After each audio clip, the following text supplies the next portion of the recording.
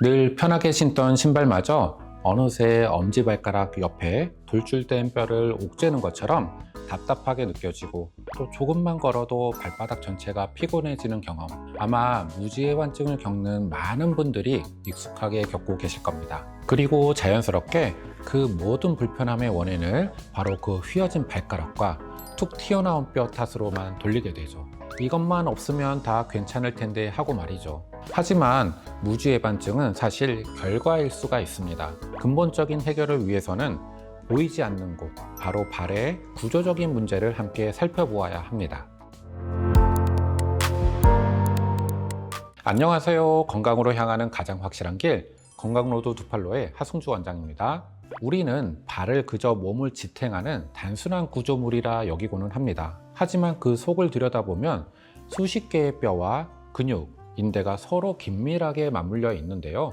이토록 섬세하고 복잡한 구조가 어떻게 무너지지 않고 충격을 안정적으로 감당할 수 있는 걸까요?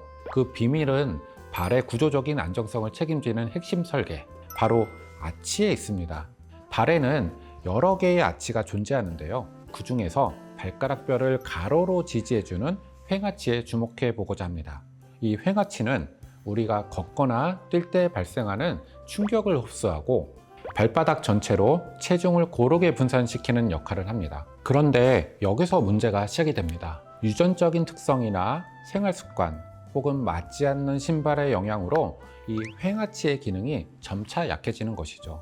아치의 기능이 저하되면 발의 역학적 균형에 변화가 생기기 시작하는데요. 걸을 때마다 우리의 체중이 발의 앞쪽, 특히 엄지발가락 부위로 비정상적으로 쏠리게 됩니다. 이렇게 압력이 오랜 기간 발에 누적이 되게 되면 어떻게 될까요? 버티지 못한 중족골의 각도에 변화가 생기기 시작합니다. 바로 이 과정에서 무지해반증의 외형적 특징을 보게 되는 것이죠. 이러한 관점에서 본다면 이 돌출된 부위만을 관리하는 것은 전체적인 균형 문제를 충분히 고려하지 못할 수도 있습니다. 그래서 근본적인 해결을 위해서는 발의 구조적인 문제를 함께 살펴보는 것이 매우 중요합니다. 그렇다면 이 변화된 구조와 기능을 회복하기 위해서 우리는 어떤 접근을 해야 할까요? 핵심은 단 하나, 원래 있을 자리로 돌려놓는 것입니다. 이를 위한 관리 방향성 3가지를 이야기해 보도록 하겠습니다. 가장 먼저 압력의 재분배를 통해서 발이 쉴 수 있는 환경을 만들어야 합니다. 특정 부위로만 집중이 되는 과도한 압력을 발 전체로 고르게 분산시켜서 발의 부담을 덜어줍니다. 이때 개인의 발 상태를 정밀하게 분석한 맞춤형 깔창이 매우 도움이 될 수 있습니다.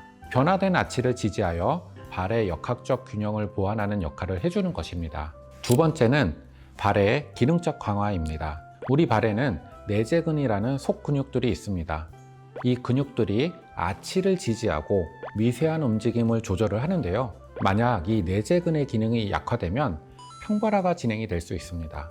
따라서 꾸준한 운동과 스트레칭을 통해서 이 근육들을 강화시키고 발의 본래 기능을 활성화할 수 있도록 노력하셔야 합니다. 마지막 3번째는 불편감 관리입니다. 많은 분들이 힘들어하시는 통증이나 염증 반응은 이 구조적인 변화에서 비롯된 경우가 많습니다. 따라서 체외 충격파 치료와 같은 보존적 방법을 통해서 불편함을 관리하는 것이 도움이 될 수 있습니다. 다만 이러한 증상 관리는 구조적 안정과 기능 회복을 위한 노력이 함께 이루어져야 한다는 점을 반드시 기억하셔야 합니다. 원장님, 저도 무지해반증을 좀 겪고 있어서 몇 가지 궁금한 게 있어서 질문 드릴게요.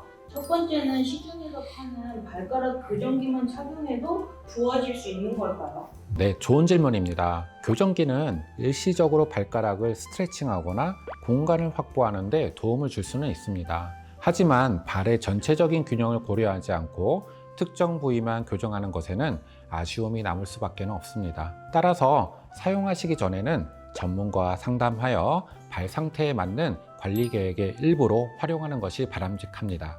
무조건 발볼이 넓고 푹신한 신발이 좋은 건 아닌가요? 많은 분들이 오해하고 계실 것 같은 질문인데요. 물론 발을 꽉 조이는 신발은 피해야만 합니다. 하지만 반대도 마찬가지예요. 발을 안정적으로 잡아주지 못하는 신발 역시 발의 불안정성을 높일 수가 있습니다. 신발이 너무 헐렁하면 걸을 때마다 신발 안에서 발이 미세하게 헛돌게 됩니다.